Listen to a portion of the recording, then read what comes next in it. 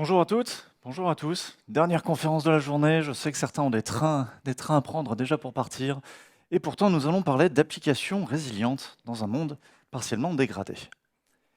Je parlais de train, eh bien aujourd'hui j'ai commencé par une histoire qui date d'il y a bien des années. Un matin, un petit peu comme aujourd'hui, tôt, on quitte Lyon avec un collègue, pas en voiture, pas en train cette fois-là, et on va chez un client. On fait plusieurs heures de route. On est français, on aime bien manger, donc forcément, pendant le trajet, on s'est dit qu'on allait faire un bon repas ensemble, avec notre client.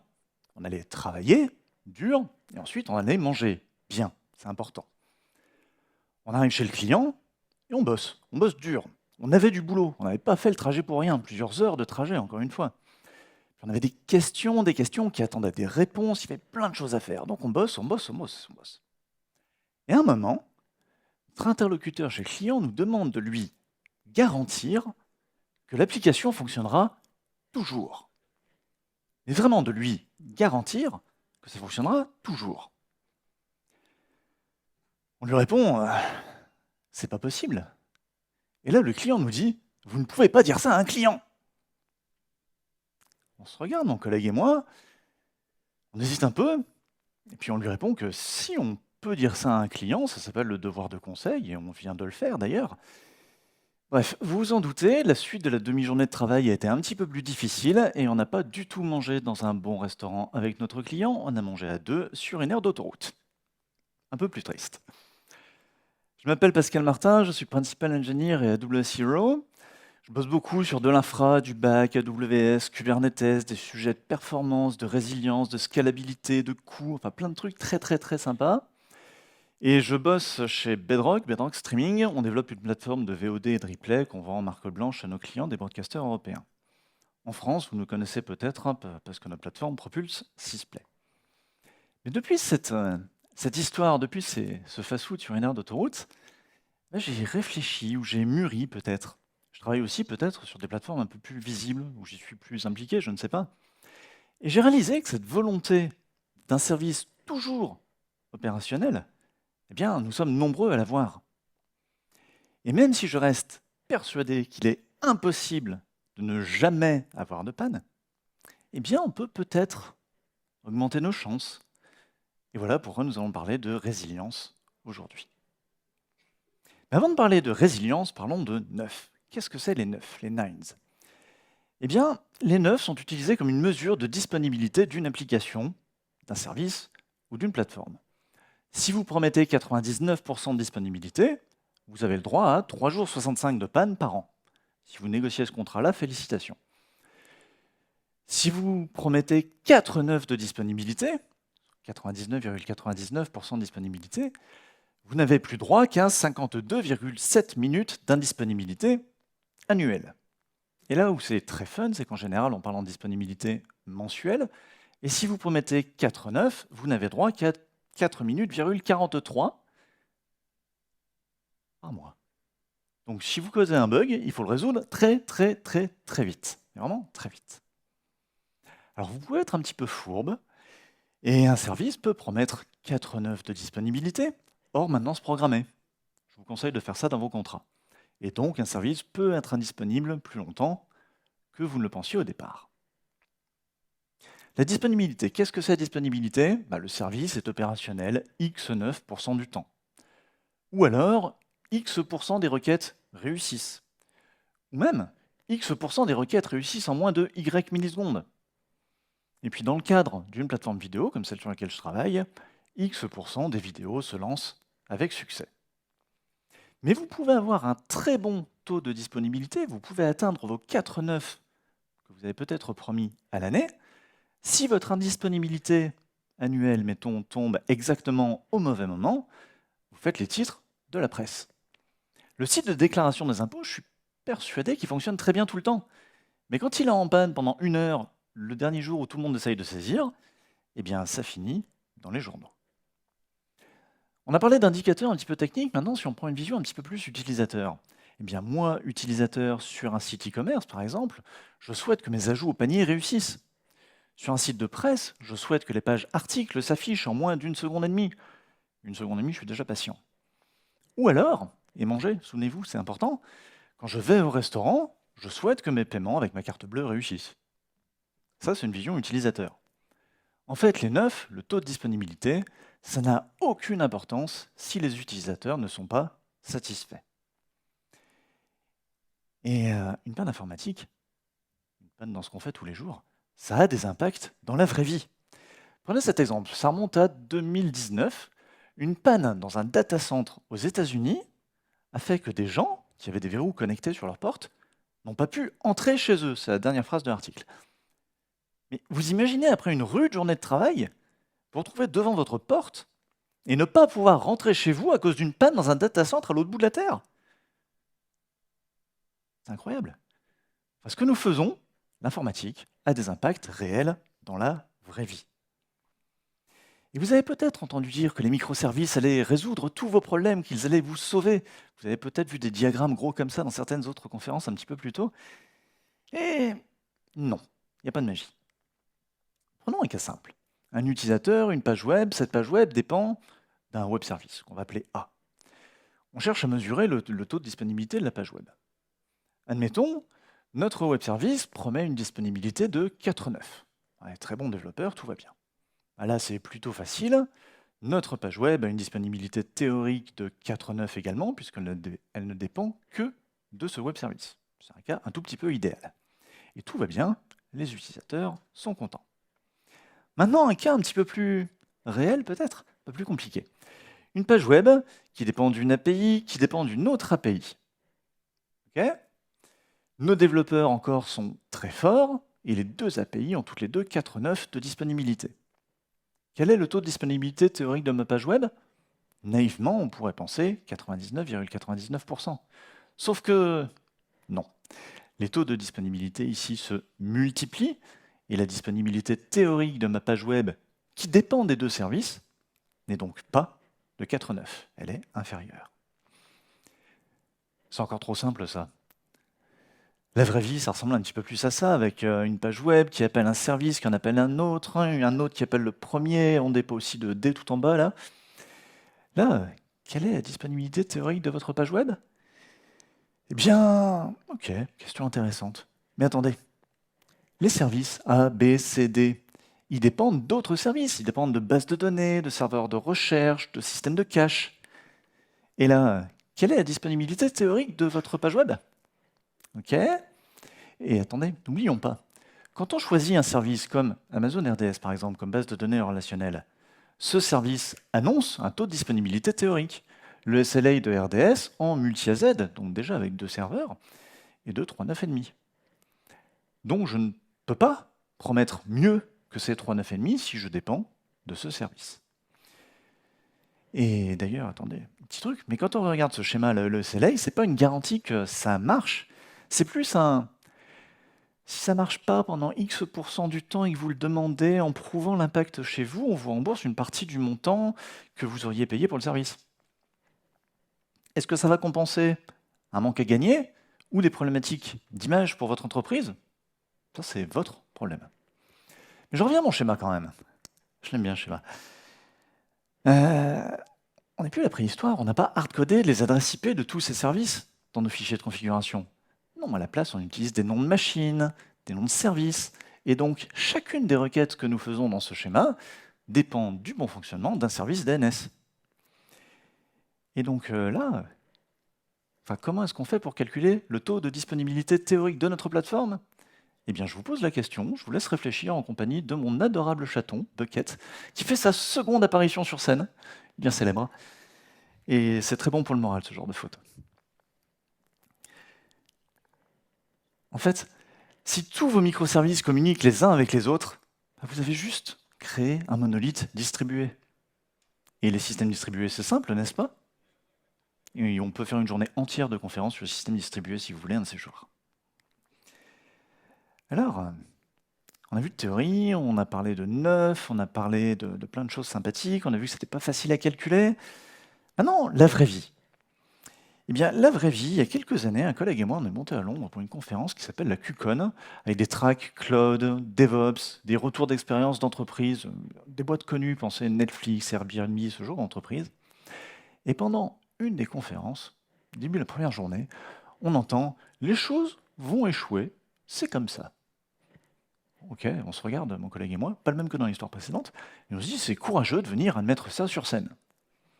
Mais bon, la journée continue, et pendant une autre conférence, quelqu'un nous dit « tout échoue un jour ou l'autre ». Ouais, ça correspondait assez bien à notre vie en fait. Et on continue, et on nous dit aussi qu'à l'échelle, les choses échouent beaucoup. Bon ok, s'il y a plein de gens de plein de boîtes qui viennent nous dire qu'il y a des choses qui vont casser et que c'est comme ça, c'est peut-être juste la vie, et il faut peut-être qu'on apprenne à faire avec. Et j'en arrive à cette citation que j'aime beaucoup, mais vraiment beaucoup, elle a inspiré le titre de cette conférence.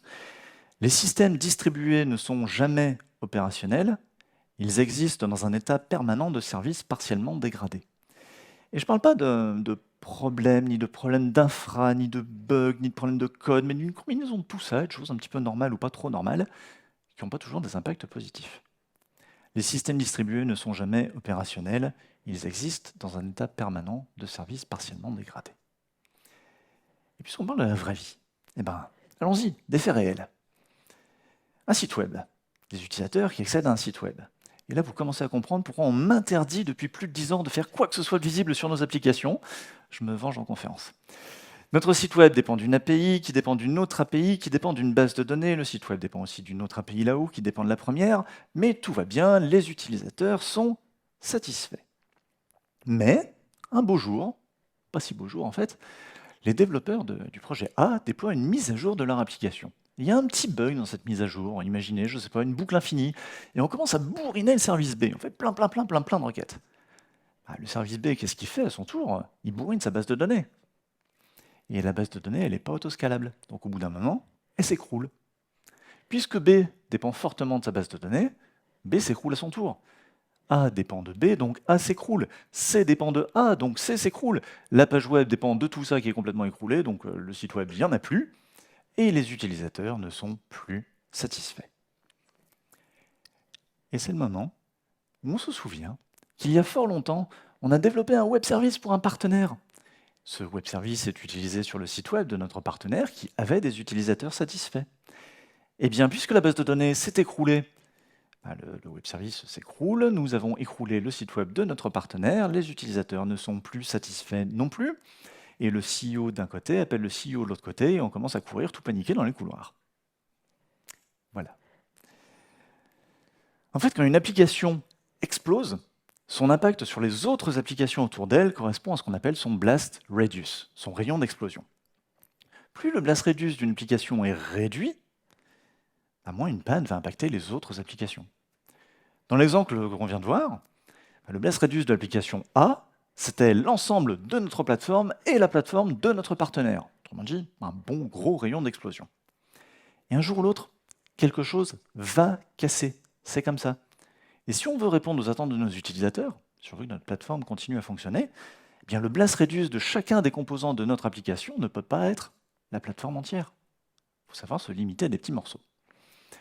Vous avez une nouvelle photo de Bucket quand il était beaucoup plus jeune. Et quand j'ai eu un chaton, j'ai appris quelque chose. J'ai appris que le blast radius de quelque objet que ce soit dans mon appartement, c'était l'ensemble de l'appartement. Ça, c'est un carton de livraison Amazon que j'ai laissé traîner dans ma salle à manger. J'ai retrouvé des morceaux de papier dans tout l'appartement. Donc, j'ai appris, avec ce chaton, à réduire le blast radius de chacun des objets que j'entreposais chez moi. J'ai fermé des portes. Eh ben, on peut peut-être faire un petit peu pareil dans nos applications et mettre des frontières entre les composants de notre plateforme pour pas que tout s'écroule. Heureusement, tout n'est pas perdu, il y a des pistes, il y a des solutions, il y a des outils qui peuvent nous aider.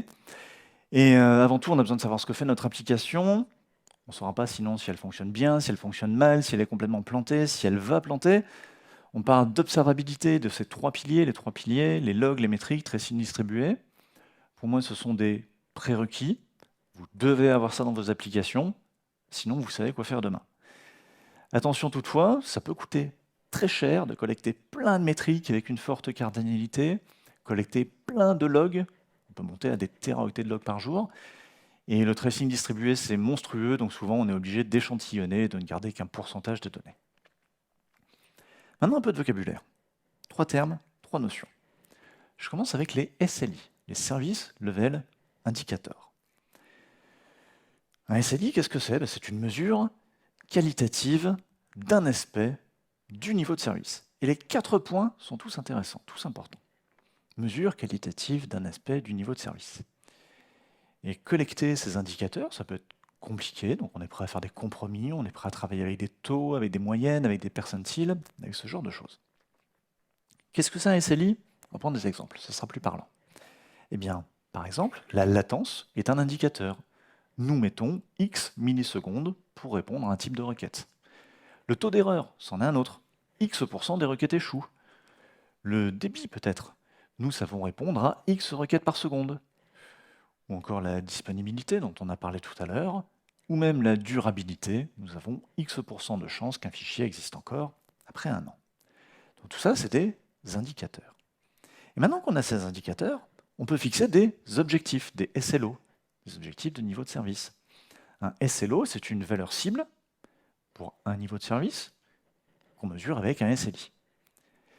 Et oui, bien sûr, choisir des objectifs est difficile. Vous le faites tous les ans, certainement, fixer des objectifs. Quand on fixe des objectifs, on doit se demander quel effort nous sommes prêts à faire pour atteindre ces objectifs. Est-ce qu'on prend des exemples? Eh bien, la latence.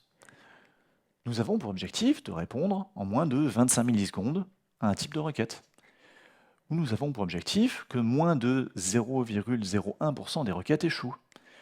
Ou alors nous avons pour objectif de savoir traiter au moins 250 requêtes par seconde. Nous avons pour objectif que notre service soit disponible au moins 89% du temps, on l'a vu tout à l'heure. Ou nous avons pour objectif d'avoir tout plein de chances que les fichiers existent encore après un an.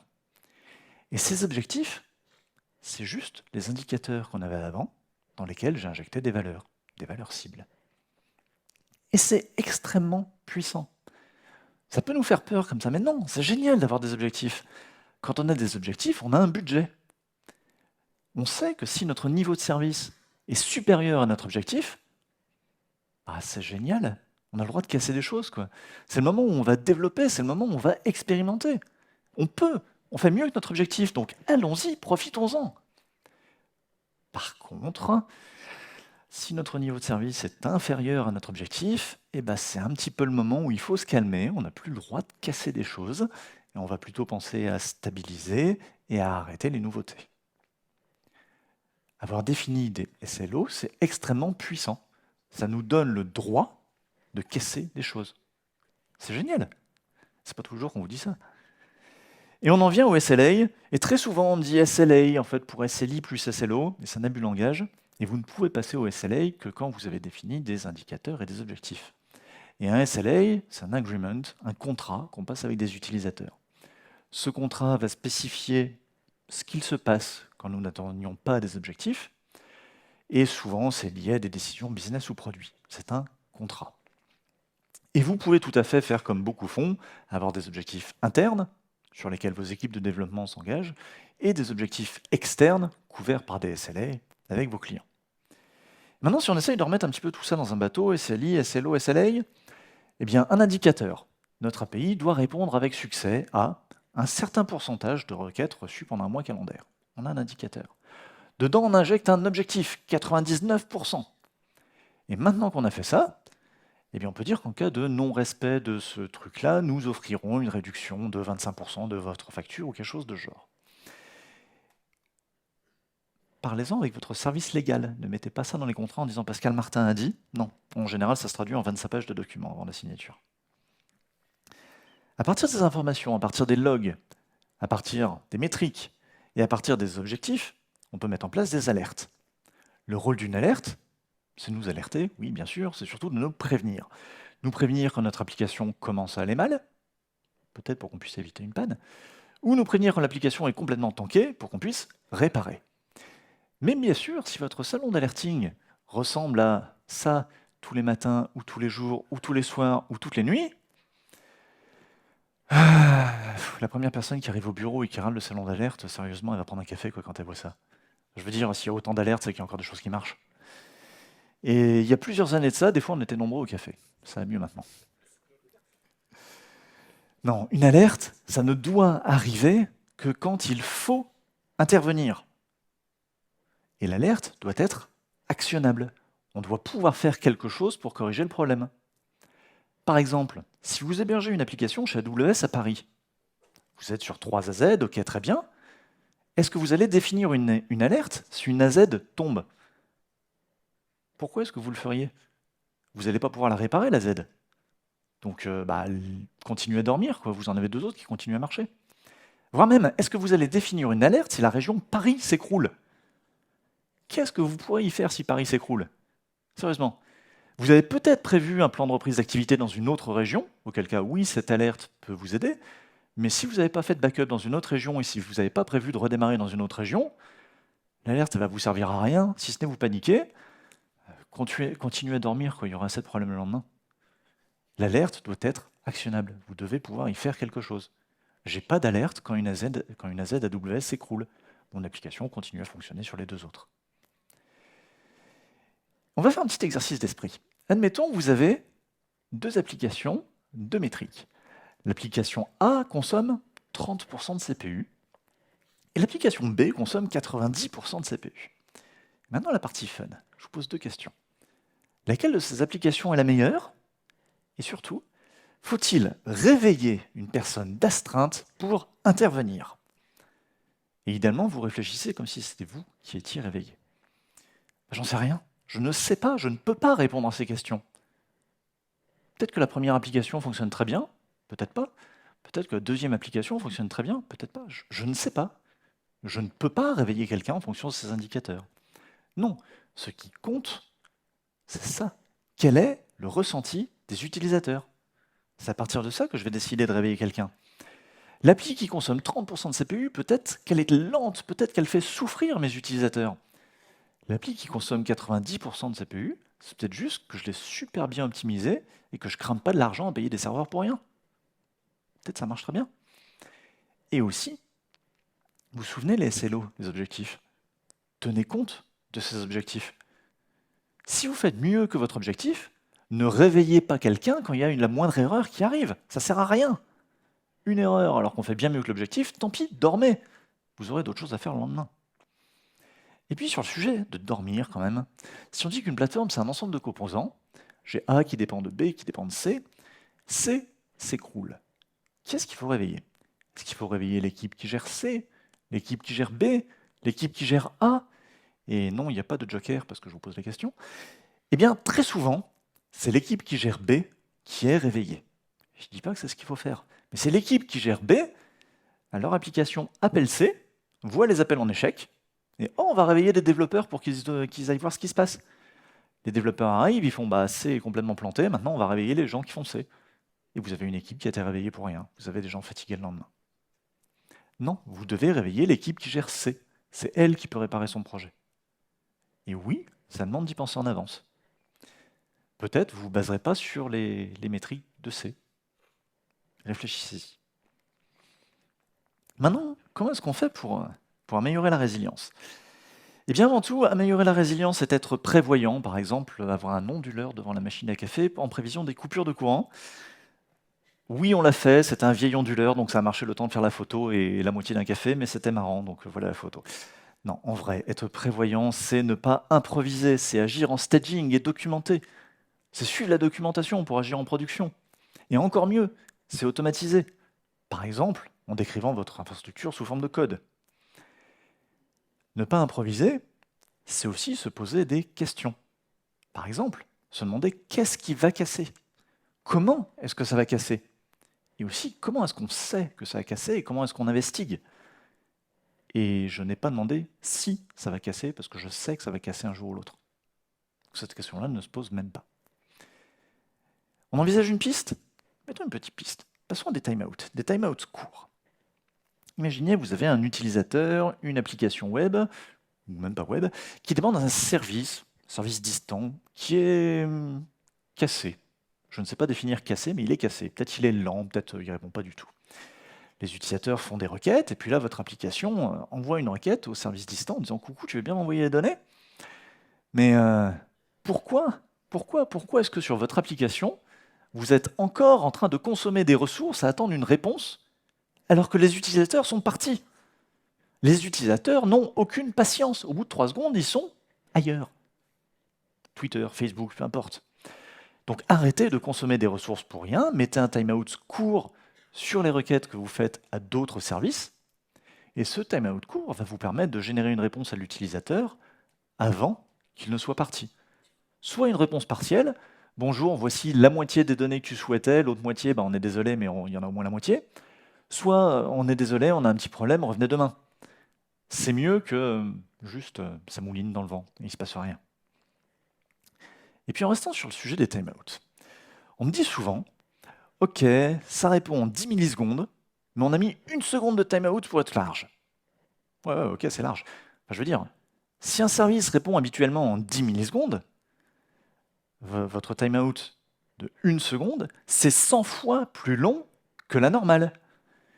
Et est-ce que vous savez comment votre application se comporte quand elle attend 100 fois plus longtemps que la normale? Eh bien, peut-être pas, mais moi je sais, parce que je l'ai vécu plusieurs fois cette situation. Votre application, elle explose. Enfin, si vous consommez 100 fois plus de ressources que d'habitude juste à attendre qu'autre chose réponde, vous n'avez certainement jamais testé ce cas, et quand il va se produire, ça va exploser. Garder des connexions ouvertes, ça consomme des ressources, ça consomme de la mémoire. En PHP, j'ai beaucoup travaillé en PHP. En PHP, un processus ne sait faire qu'une seule chose à la fois, y compris attendre une réponse d'un service distant qui ne répond jamais. Vous avez un nombre limité de processus, donc vous êtes limité sur le nombre de requêtes que vous acceptez des utilisateurs.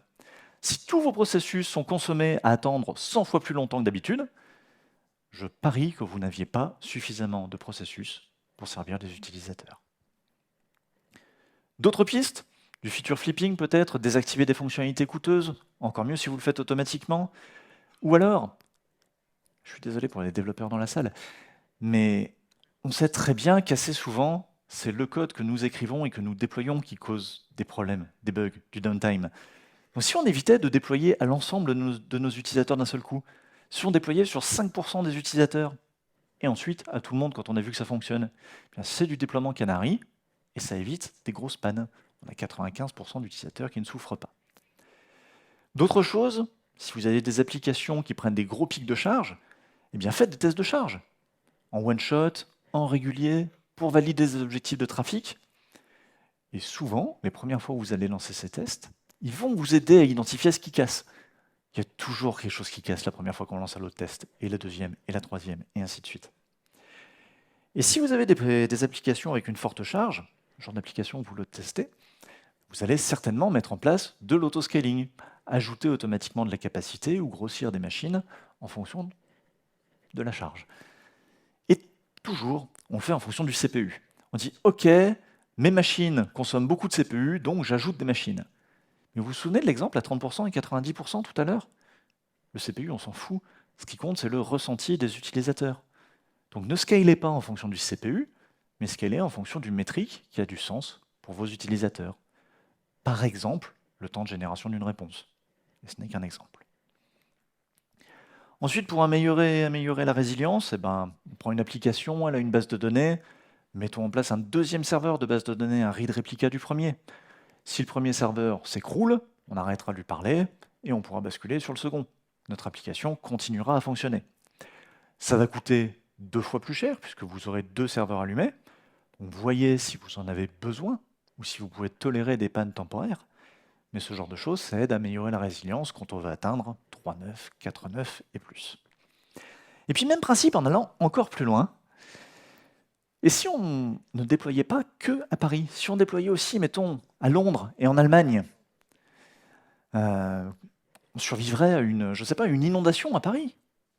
Ou même, encore plus loin, si on déployait dans le monde entier, notre application, survivrait à un tremblement de terre qui emporte l'Europe. Nous, on ne survivrait pas, on aurait d'autres problèmes, mais notre application continuera à fonctionner. C'est aussi intéressant, si vous avez des utilisateurs dans le monde entier, vous pourrez peut-être les servir depuis des data centers plus proches d'eux, ça ira plus vite.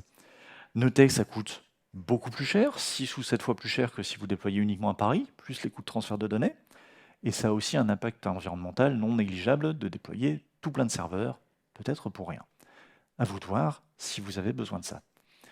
Notez aussi que répliquer des données en Europe, ça prend quelques dizaines de millisecondes, alors que répliquer des données dans le monde entier, ça prend parfois plusieurs centaines de millisecondes. Et puis les microservices, j'en ai parlé tout à l'heure. Allez, je remets un petit coup sur microservices. On prend l'architecture du haut. Donc une page qui dépend de A, qui dépend de B, qui dépend d'une base de données. Et, quand B s'écroule, ben A, qui dépend fortement de B, va s'écrouler à son tour. Et les utilisateurs ne sont pas satisfaits. Ceci, c'est une architecture en faux microservices, où les services dépendent fortement les uns des autres. Et c'est quelque chose qu'on voit très souvent, oui. Mais ça veut dire qu'en cas de panne sur A ou sur B, ben vous avez tout qui est cassé, quoi. Maintenant, prenons l'architecture du bas. La page web dépend de A, et ailleurs, on a B et sa base de données. Et en cas de modification sur B, B va pousser en asynchrone un message vers A, via EventBridge, SQS, ou un système de notification de ce type. Ça veut dire que A n'interroge pas B, donc A doit stocker les données pour lui-même, avec sa propre représentation. Donc oui, c'est du boulot, ce système de synchronisation, ce double stockage, ça coûte aussi plus cher. Mais ça veut dire que si B s'écroule complètement, eh bien les utilisateurs restent satisfaits. L'architecture en bas, ici, ce sont de vrais microservices. Et je ne suis pas le seul à le dire, des microservices sans communication asynchrone sont aussi mauvais qu'une grosse application monolithique. Vous avez juste plus de problèmes. Quand je parle de résilience, mes collègues souvent me disent « Ouais, je vais ajouter du cache ». Alors à la base, le cache, ce n'est pas un moyen d'améliorer la résilience. Au contraire, on introduit deux comportements quand on a du cache. La donnée est en cache ou la donnée n'est pas en cache. Donc on introduit de la variabilité, on introduit du risque, mais bon, parlons de cache. Quand on met en place du cache, on a une application, du cache, la base de données en haut, l'application démarre, le cache est vide, on fait plein de requêtes à la base de données qui souffrent un petit peu. Mais au bout d'un moment, tout va bien, la plupart des requêtes sont servies depuis le cache, de temps en temps on fait une requête sur la base de données, mais elle va très bien. Mais, au bout de 60 minutes ici, toutes nos entrées de cache expirent. On les a toutes créées en même temps, elles expirent toutes en même temps. Le cache est quasiment vide à nouveau, et là, on recommence à bourriner la base de données, on fait plein de requêtes en base de données, qui souffrent à nouveau.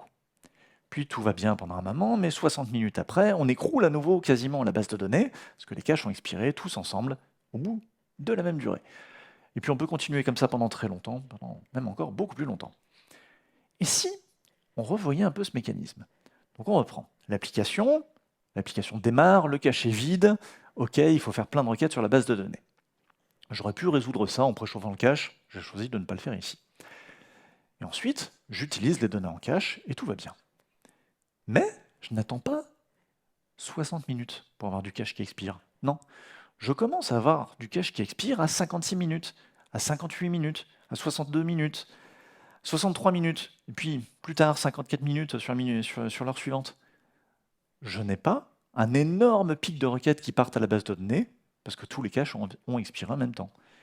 J'ai étalé mes expirations de cache dans le temps en ajoutant un petit peu d'aléatoire autour de 60 minutes. Vous n'avez généralement pas besoin que tous vos caches aient la même durée.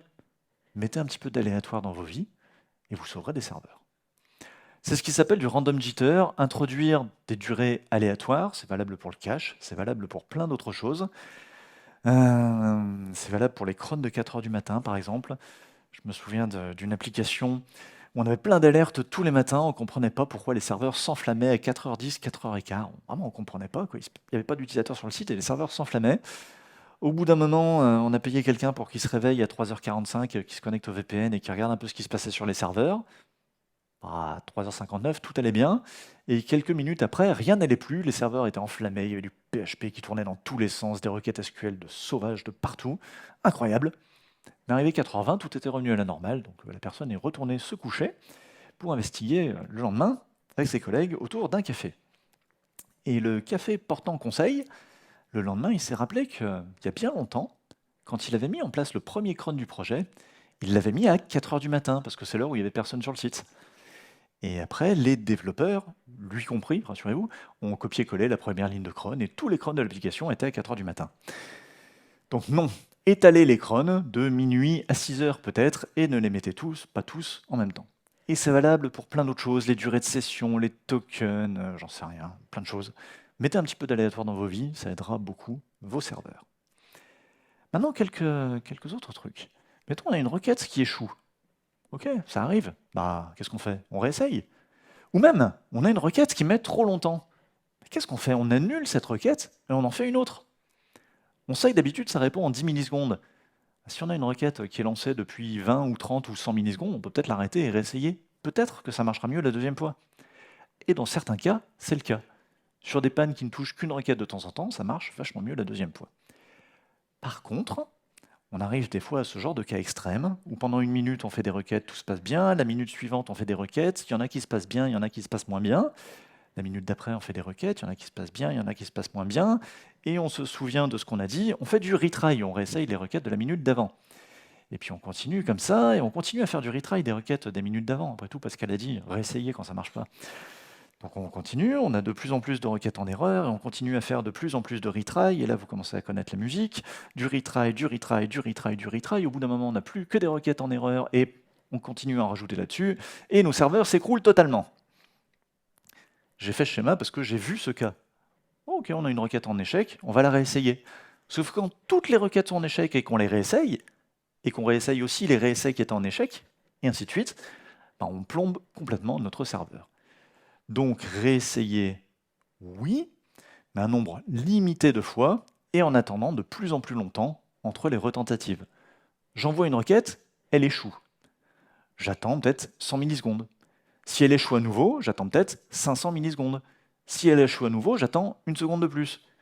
Et puis là, ça fait entre 2 et 3 secondes que les utilisateurs attendent. De toute façon, ils vont partir, donc je leur envoie un message en leur disant « on est désolé ». Donc on réessaye un nombre limité de fois en attendant de plus en plus longtemps. Et puis finalement, admettre que tout peut échouer, ça va vous forcer à mettre en place un mode dégradé. Et je prends l'exemple d'un site de presse. J'ai bossé dans la presse il y a pas mal d'années, ça ressemblait un peu à ça. Il y a du contenu textuel en bas à gauche, ce qui intéresse les lecteurs finalement, et puis plein d'autres choses, des diaporamas, la météo, des blocs de publicité, le flux d'actu en continu, enfin plein de choses. Imaginons, le service, l'API ou le serveur qui permet de générer un de ces blocs a du mal.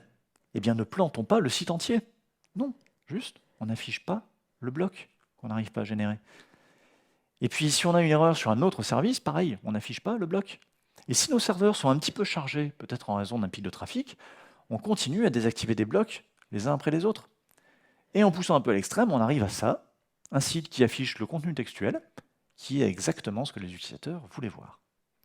Il n'y a pas la météo, il n'y a pas la publicité, vous n'avez pas de revenus publicitaires, donc, ce qui peut être problématique, je l'admets, mais les utilisateurs sont bien plus satisfaits que si vous leur affichez un message très moche du genre désolé, revenez plus tard », ou même pire, votre serveur qui est tellement dans les choux qu'il ne sait même plus générer une page d'erreur. D'autres exemples? Sur un site e-commerce, si j'essaie d'afficher ma liste de souhaits qui contient 10 articles et que vous ne parvenez pas à charger les données d'un des articles, affichez les 9 autres. Il y en a peut-être un que je vais acheter. Ou même dans un tunnel de commande. Admettons, j'ai 4 articles dans mon panier. Je veux commander ces 4 articles. Une erreur se produit, je ne sais pas quoi, qui empêche d'en commander un. Et bien, laissez les 3 autres se faire commander. Et ensuite, envoyez-moi un mail en disant « Bonjour Pascal, on est désolé, il y a eu un problème sur le 4e article de votre commande. Les 3 autres, vous inquiétez pas, ils sont expédiés. On s'engage à corriger le problème d'ici demain. Et d'ailleurs, pour vous le prouver, on vous file 10% de réduction demain, quand vous reviendrez acheter le 4e article. » Je vois ce mail, je me dis « Ouais, bon, c'est un peu dommage, ok, mais 10% de réduction, et puis ils ont été cool avec moi, et de toute façon, il y a déjà les 3 premiers articles qui sont commandés. Je reviens demain. » À la place, vous auriez totalement planté le tunnel de commande, je partais chez votre concurrent, et il y en a, et je ne revenais jamais. Et je le sais, parce que je l'ai fait. Et puis un autre truc, par exemple, afficher des données non personnalisées, c'est encore mieux que de planter un site complètement. Toutefois, si vous mettez en place un mode dégradé, pensez à vous demander quels sont les impacts sur la satisfaction de vos utilisateurs, sur les performances business, et ça veut dire que vous devez savoir comment mesurer ces impacts, donc peut-être définir des indicateurs, des objectifs business. Ce n'est pas limité à la tech. Et puis un petit peu plus extrême, si on parlait de load shedding. Je reprends ce schéma, j'aime bien ce schéma. Imaginons la base de données là, commence à souffrir un peu, parce qu'il y a beaucoup de trafic, et on sait tout va s'écrouler. Et si on avait le courage de trancher brutalement 10% du trafic entrant? On prend 10% des requêtes ou 10% des utilisateurs et on les ignore. Oui, ok, on a 10% d'utilisateurs insatisfaits. Mais la base de données va revenir à la vie, et on aura quand même 90% des utilisateurs qui auront été satisfaits. Mieux vaut satisfaire 90% des gens que personne. Et puis difficile de faire une conf sur la résilience sans parler de chaos engineering. Et en faisant bref, le chaos engineering, c'est un état d'esprit où on prévoit que tout peut et que tout va casser. Et on sait que plus les pannes sont fréquentes, mieux on les tolérera. Donc amusons-nous, provoquons des pannes, cassons des choses, y compris en production. Il y a un outil très très connu qui s'appelle Chaos Monkey, c'est un des tout premiers outils du genre, il y en a plein d'autres, Amazon a un service pour ça aussi. Par exemple, tuer des machines virtuelles ou des conteneurs en production. La première fois qu'on le fait, on a des surprises mauvaises. La deuxième fois qu'on le fait, on a des surprises pas très bonnes non plus. Mais au bout d'un moment, perdre des serveurs, c'est la vie, quoi, ça arrive et c'est plus un problème. Et je vous garantis que c'est pas un problème. 100% de nos worker nodes sont des instances spot au boulot. Donc on a beaucoup de serveurs qui sont tous des instances spot, des machines qu'AWS nous reprend, nous prévenant au maximum 2 minutes en avance. Quand on a commencé à faire ça en staging, c'était la galère. Maintenant, on a 100% de spots en prod, et on ne regarde même plus quand des instances sont reclaim. Et ça arrive des dizaines de fois par jour. Ça arrive beaucoup, beaucoup, beaucoup, beaucoup. Conférence AWS, le cloud. Oui, le cloud, c'est élastique, c'est auto-réparable, c'est hautement disponible. Vous avez vu plein de conférences aujourd'hui qui vous en ont parlé, qui vous ont dit que c'était génial. Et ça l'est. Attention toutefois, dans le cloud, tout se paye. Parfois, c'est un petit peu complexe. Vous avez une impression de simplicité. Et en fait, quand vous lisez la doc, ou vous avez un incident, vous réalisez que non. Puis les SLA ne sont pas toujours en accord avec vos besoins. Et puis je ne sais pas, mais mon objectif quand je vais au boulot, c'est pas de coder une API, c'est pas de configurer des serveurs, c'est pas de déployer une application. Non, mon objectif, c'est de fournir un service. Donc Dev, Ops, DevOps, gens du produit, du business, essayons peut-être de tendre vers un seul métier, qui soit apporter de la valeur à nos utilisateurs. Et puis en conférence, je ne peux pas m'empêcher de vous demander, s'il vous plaît, de choisir des technologies ennuyeuses. Genre le dernier truc à la mode quand il va péter à 3h du mat', c'est pas fun. C'est beaucoup moins fun que la journée. Donc choisissez des technologies ennuyeuses pour plein de choses, et choisissez des technologies un peu plus jeunes, peut-être un peu plus excitantes, là où vous savez que vous allez pouvoir investir pour les maîtriser. Et puis même avec des efforts incroyables, il n'est pas possible de garantir que tout fonctionnera toujours. Comme bien d'autres l'ont dit, un incident, ça va arriver. Quand ça arrive, communiquez en équipe, communiquez entre vous, communiquez avec vos clients. Prenez soin de vous. Un incident, c'est une situation de stress, c'est fatigant. Quand vous avez un gros incident qui commence, ne mettez pas toute votre équipe dessus. Vous allez tous être cramés au bout de 3 heures. Non, gardez la moitié de l'équipe de côté et faites un roulement. Toutes les heures, vous ramenez quelqu'un et vous sortez quelqu'un d'autre. Ça va permettre aux gens de se relayer, d'apporter des nouvelles idées et aussi d'être reposés. Ne pas paniquer pendant un incident. Continuez à bosser comme d'habitude. Vous avez des docs, vous avez des procédures, suivez-les. Vous bossez en paire d'habitude, faites-le aussi pendant les incidents. Et puis une fois l'incident terminé, vient le moment de faire un post-mortem, dresser ce qui a marché, ce qui n'a pas marché, pour peut-être éviter cet incident dans le futur et pour vous améliorer pour tous les autres. Il y en aura d'autres. En conclusion, nous avons, en fait, on a tous du boulot, et vraiment, il faut qu'on sache trouver un juste milieu entre l'effort à fournir et le besoin de résilience de nos plateformes. Il y a plein d'applications, elles peuvent très bien supporter quelques minutes de downtime, voire quelques heures de downtime. Et je sais qu'au boulot, on a des applications qui sont critiques, on veut très peu de downtime, mais on en a d'autres, on accepte d'avoir du downtime. Ce qui compte, c'est la plateforme dans son ensemble. Et c'est le moment où je réalise que je n'ai pas défini ce qu'était la résilience.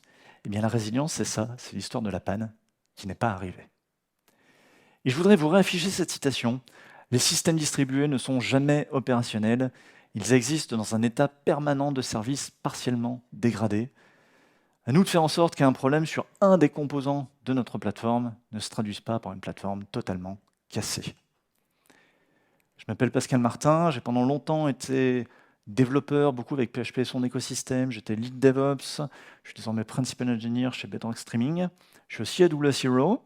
Vous avez mes informations de contact à l'écran et par le QR code ici. Et on arrive à la fin de cette conférence, c'est la dernière conférence du Summit, je crois. Si vous voulez discuter, vous êtes les bienvenus.